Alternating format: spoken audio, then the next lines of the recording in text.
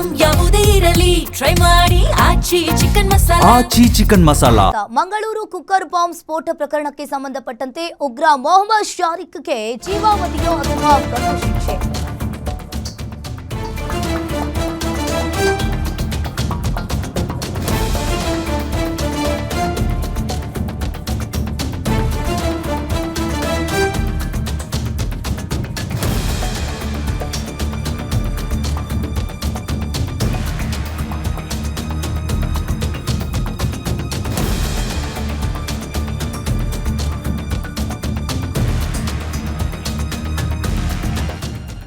Mangaluru cooker bomb ಸ್ಫೋಟ ಪ್ರಕರಣಕ್ಕೆ ಸಂಬಂಧಪಟ್ಟಂತೆ ಉಗ್ರ ಮೊಹಮ್ಮದ್ ಶಾರಿಕ್ಗೆ ಜೀವಾವಧಿಯೋ ಅಥವಾ ಗಲ್ಲು ಶಿಕ್ಷೆಯೋ ಇಂದು ಶಿಕ್ಷೆ ಪ್ರಕಟಿಸಲಿರುವ NIA special court. Cooker bomb ಸ್ಫೋಟದ ಪ್ರಮುಖ ಆರೋಪಿಯಾಗಿದ್ದ ಶಾರಿಕ್ 3 ತಿಂಗಳ ಹಿಂದೆ ತಪ್ಪೊಪ್ಪಿಗೆ ಅರ್ಜಿಯನ್ನ ಶಾರಿಕ್ ಸಲ್ಲಿಸಿದ್ದ.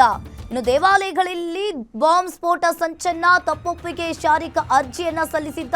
ಇನ್ನು ಈಗಾಗಲೇ ಪುರಸ್ಕರಿಸಿದ್ದ ಎನ್ಐಎ ಸ್ಪೆಷಲ್ ಕೋರ್ಟ್ ಈಗಾಗಲೇ ಮಂಗಳೂರು ಕುಕ್ಕರ್ ಬಾಂಬ್ ಸ್ಫೋಟ ಪ್ರಕರಣಕ್ಕೆ ಸಂಬಂಧಿಸಿದಂತೆ ಎನ್ಐಎ ವಿಶೇಷ ನ್ಯಾಯಾಲಯವು ಇಂದು ಮುಖ್ಯ ಆರೋಪಿ ಮೊಹಮ್ಮದ್ ಶಾರಿಕ್ಗೆ ಶಿಕ್ಷೆಯ ಪ್ರಮಾಣವನ್ನ ಪ್ರಕಟಿಸಲಿದೆ.